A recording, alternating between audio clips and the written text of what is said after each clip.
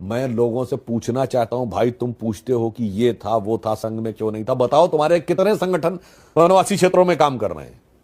आपके कितने दलित बस्तियों में काम कर रहे हैं? आपके कितने लोग ऐसे हैं जो हाईएस्ट क्वालिफिकेशन होने के बाद भी बिल्कुल जैसे हॉस्टल का जीवन जीते हुए पूरा जीवन लगाते हुए कार्य करते हुए दिखा रहे हैं? बताइए, जान जोखिम में डालकर बताइए ना कितने काम कर रहे हैं। दिल्ली में बैठकर, एयर कंडीशनड भवनों में बैठकर, विदेश से मिलने वाली फंडिंग के आधार के ऊपर उल्टे सीधे नैरेटिव गढ़ना अलग बात है। दिखाओ कि धरती पे जाके कौन काम, और जो काम करता है वो किसी उद्देश्य से करता है और भारी फंडिंग आती है उसको। कोई धर्मांतरण के लिए काम कर रहा है तो कोई नक्सलियों को उकसाने के लिए। जो गृह मंत्री जी ने कहा नक्सलवाद क्यों समाप्त होने लगा? क्योंकि विकसित नहीं होने देना था।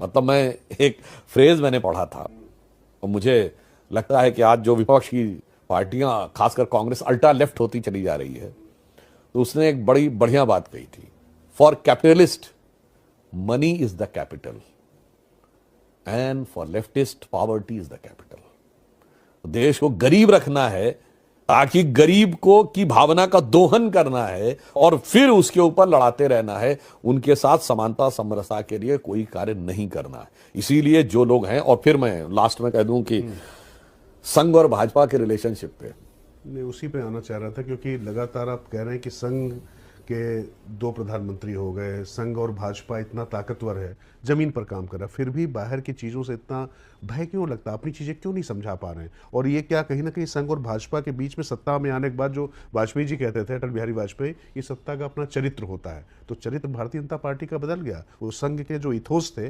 जो संघ की जो अपना एक वैचारिक अधिष्ठान था, उससे कहीं डेविएट हो गया क्या? यही एक कारण है नहीं समझा पा रहे? देखिए, ये भय नहीं है, ये सतर्कता है।